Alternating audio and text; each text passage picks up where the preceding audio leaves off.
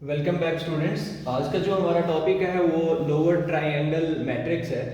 Basically ये जो matrix होते हैं, अगर इसको मैं कहूँ स्क्वायर मैट्रिक्स तो मैं कुछ गलत नहीं, इसका मतलब यही होगा कि आपका जो ट्रायंगल लोअर ट्रायंगल मैट्रिक्स होगा वो सबसे पहले क्या होगा, एक स्क्वायर मैट्रिक्स होगा। अब स्क्वायर मैट्रिक्स क्या होगा कि वो अगर उसके अंदर रोज और कॉलम है तो 3 रोज होंगे 3 कॉलम होंगे, 3 बाय 3 का होगा। वो 4 बाय 4 का हो सकता है, वो 5 बाय 5 का भी हो सकता है। ये नहीं हो सकता कि आपके पास 3 बाय 4, ये आपके पास क्या होगा, ये आपका लोअर ट्रायंगल मैट्रिक्स नहीं हो सकता। ठीक है। अब मैं एक मैट्रिक्स लेता हूँ, 3 बाय 3 का ले लेता हूँ और उसके अंदर मैं लिखता हूँ A11 A12 A13 A21 A22 A23 A31 A32 A33। अब ये देखो कि एक मेरे पास स्केल मैट्रिक्स आया जिसके अंदर 3 रोज और 3 कॉलम्स हैं। अब ये देखो कि इसके अंदर एक चीज होती है, एक इसका फार्मूला होता है, या फार्मूला भी कह दो या condition of lower triangle matrix भी कह सकते हो, condition of lower triangle matrix. वो क्या है, वो ये है कि आपके पास जो I और J है वो इज इक्वल टू 0 हो सकते हैं। मतलब ये A है, ये A11 अगर है तो ये 1 जो फर्स्ट 1 है वो I है, जो सेकंड है वो J है।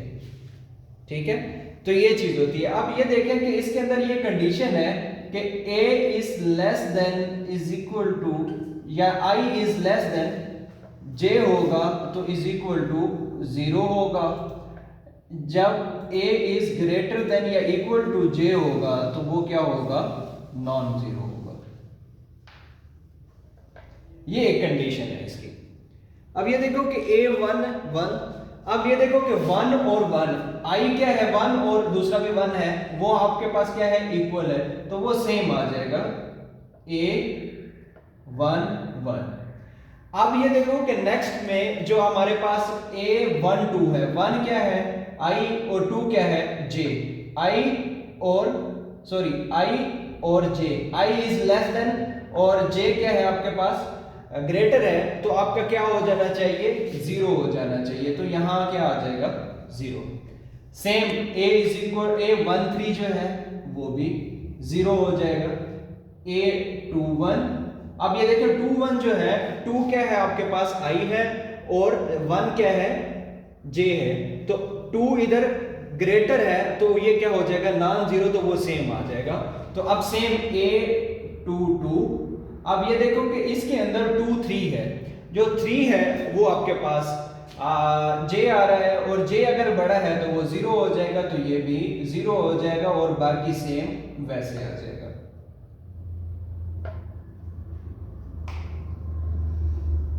ये आपकी क्या हो गई, एक लोअर ट्रायंगल मैट्रिक्स की कंडीशन है कि अगर आपके पास I is less than J हो तो आप उसकी जितनी भी वैल्यूज हैं वो 0 कर दो।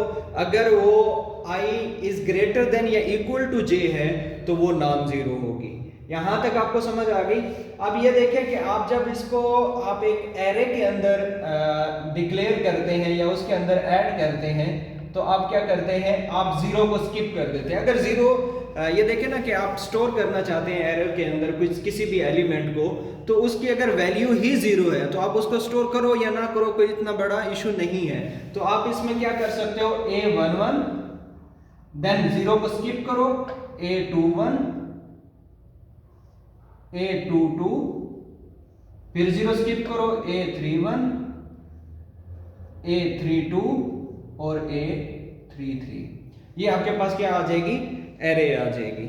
अभी एक और मैं इधर एक सेम आपका मैट्रिक्स लेता हूँ 5 बाय 5 का, और उसको हम आगे सॉल्व करते हैं। मैं एक मैट्रिक्स लेता हूँ 5 बाय 5 का,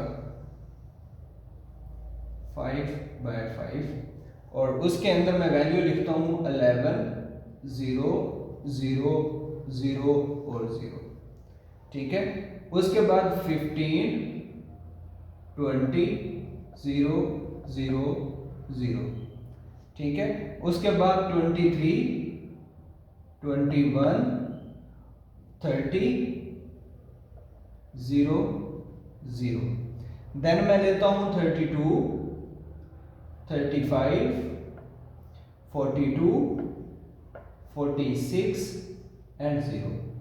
देन मैं लेता हूं 50 54 62 75 एंड देन 80। अब ये मेरे पास क्या आ जाएगा, एक मैट्रिक्स है। ये जो मैट्रिक्स है, और मैं क्या करता हूं, find location of a into 5 और 4, ठीक है। और इसको मैं कह देता हूं कि आपकी ये जो वैल्यू है वो 1 से 5 तक है और 1 से 4 तक है, ठीक है। 1 से हम स्टार्ट करते हैं, तो हमारा इंडेक्स कहां से स्टार्ट होगा, 1 2 3 4 5, 1 2 3 4 5। अब ये देखो, ये जो हमारे पास फर्स्ट होता है वो आपकी रो होती है, ये यहां तक आ जाएगी। और ये हमारे पास क्या है, ये हमारे पास नंबर ऑफ कॉलम होते हैं, ये 4, ये वाला कॉलम है और ये हमारा रो है। और ये वाला कौन सा बनेगा, इस वाले एलिमेंट की हमने क्या करना है, एड्रेस को फाइंड आउट करना है।